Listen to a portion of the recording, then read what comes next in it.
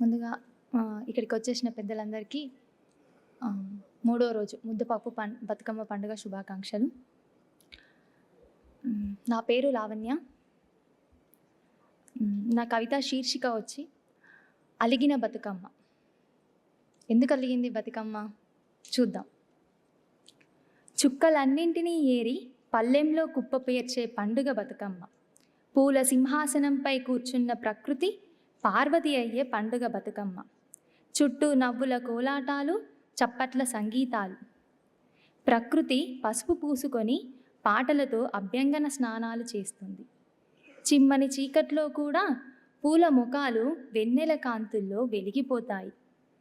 పండక్కి పూలను అత్తింటికి పంపిన చెట్లు తోడుగా చల్లని గాలుల్ని పంపుతాయి. ప్రతి ఏడు వచ్చే బతుకమ్మ పండుగే ఈసారి మళ్ళీ వచ్చింది. కానీ వెలుగుతున్న పూలతో కాదు, రాలుతున్న ఆశలతో.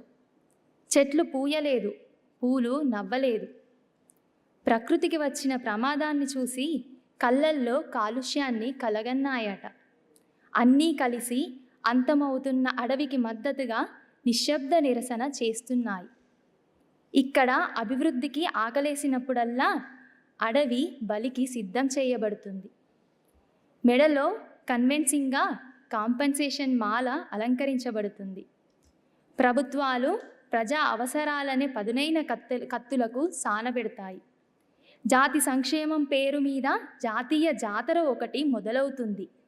ఒకరిద్దరికి పూనిన దేశభక్తి పూనకాలు దేశమంతా వినబడతాయి. ప్రకృతి తల తెగితే కారిన నెత్తురు ప్రపంచమంతా ప్రవాహమవుతుంది. దేవుళ్ళ సాక్షిగా జరుగుతున్న ఈ వనదహనాన్ని, మానవ దహనాన్ని ప్రకృతిలో దేవుడిని చూడమన్న గోవర్ధనుడు ఆపలేడు. ప్రకృతి అర్ధభాగాన్ని తీసుకున్న పరమశివుడు అడ్డుకోడు. కానీ ప్రకృతితో కొలుస్తున్న తెలంగాణ, ప్రకృతి వినిపిస్తున్న ప్రమాదాన్ని పాటల్లో పాడుకుంటుందా? అడవి భుజాలపైన ఆశయాలను మోసిన తెలంగాణ ఆక్సిజన్ పెట్టుకున్న అడవిని భుజానికేసుకుంటుందా? కోట్ల గొంతుల శబ్దం ఒక్కటి చేసి వినిపించిన తెలంగాణ లక్షల చెట్ల నిశ్శబ్ద నిరసనలకి నినాదాన్ని ఇస్తుందా? పిడికిళ్ళ చప్పట్లతో భావాల బతుకమ్మ ఆడిన తెలంగాణ ప్రకృతి కోసం పోరాట బతుకమ్మను మళ్ళీ ఎత్తుకుంటుందా? ధన్యవాదాలు.